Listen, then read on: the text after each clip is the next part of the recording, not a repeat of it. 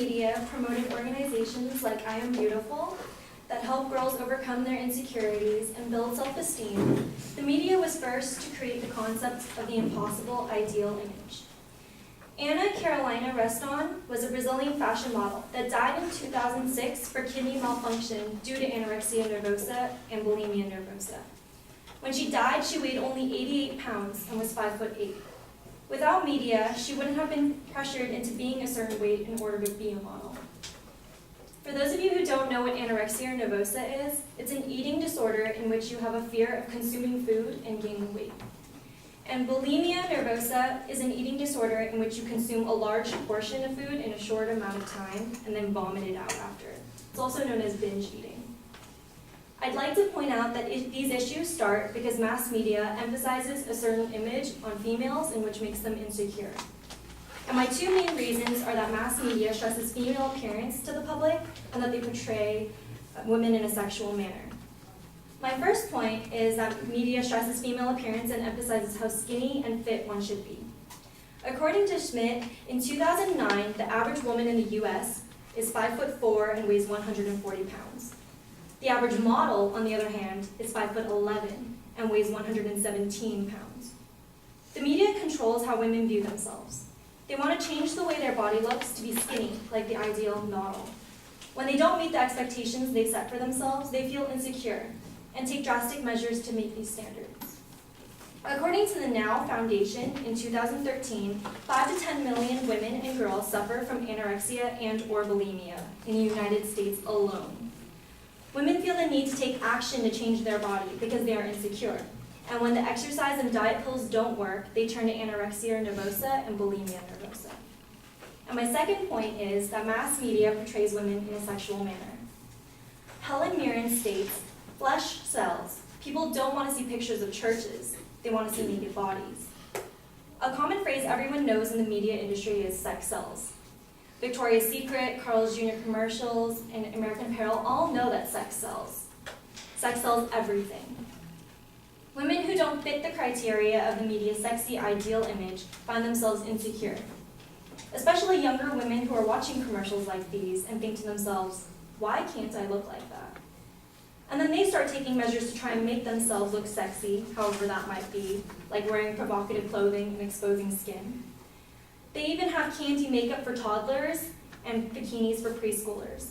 The media is already introducing their image to kids.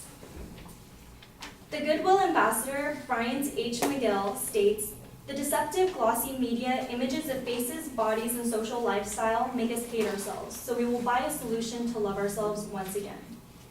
The ASPS states, in 2012, 87% of all cosmetic surgical procedures were performed on females.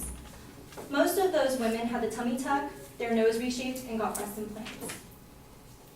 Women want to change themselves to fit the media's interpretation of how sexy one should look, and also they want to feel sexy so they won't be insecure. Who would know what sexy is if the media never set a standard for it?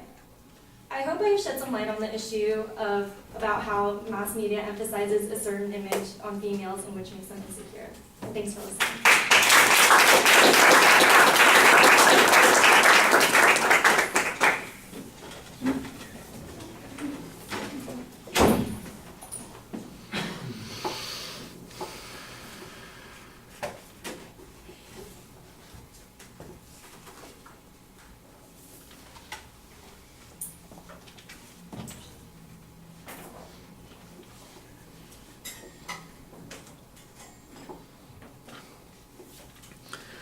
Okay, the phrasing of the proposition is a little complicated. The secondary points, though, are very clearly laid out, and we know what's going on here.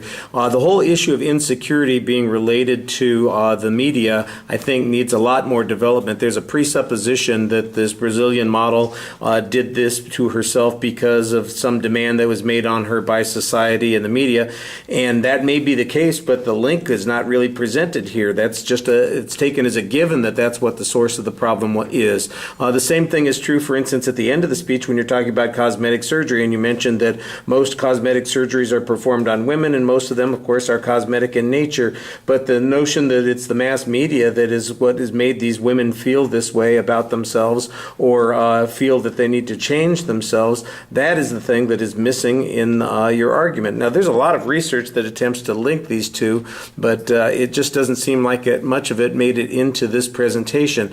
There's this whole assumption that women are going to be insecure because they aren't 5'11" and the weight of the model, that they are their height and their weight, and as a result they're automatically insecure, and that causes them to become bulimic or anorexic. And I just don't see any proof on this particular point. There's good information. You had a couple of nice pieces of opinion evidence in the argument that suggests that people see things in the media and they're influenced by it. The sexuality thing, for instance. Also, the way that we use people's insecurities as a way of trying to manipulate them. I think that the concept is here, but like I said, the proof feels a little thin on that argument, and that was not meant ironic. That was just accidental. And like I said, there are just some gaps in the way in which the conclusions are being reached. I thought it was presented pretty effectively, and like I said, the secondary points are organized pretty well, but there's some missing links in the middle.